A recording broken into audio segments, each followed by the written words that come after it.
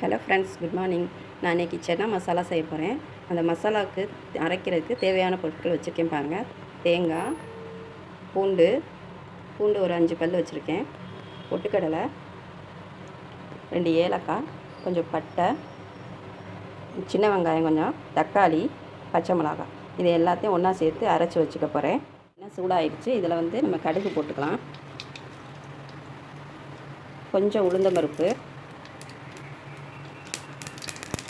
கொஞ்சம் ஜீரகம். இப்போ அது பொரிஞ்சதும் கொஞ்சம் கருவேப்பிலை.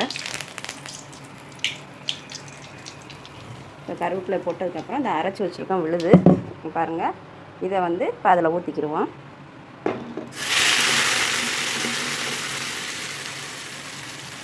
பாருங்கள், மிளகாத்தூள் போட்டு கொஞ்சம் நல்லா கொதி வந்துடுச்சு. இப்போ தனியாத்தூள் போடலாம். தனியாத்தூள் 1 ஸ்பூன் போடுறேன், ஒரு 1.5 ஸ்பூன் போடுறேன்.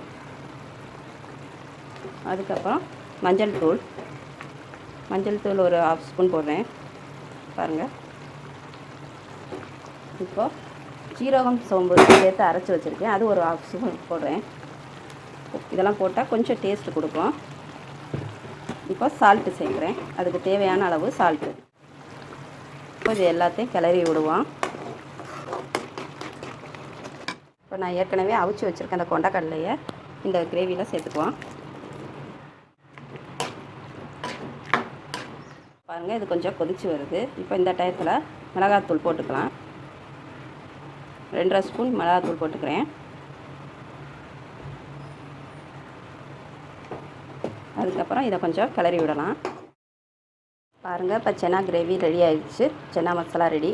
இப்போ இதை இறக்கிடலாம். பாருங்கள், சன்னா மசாலா ரெடி.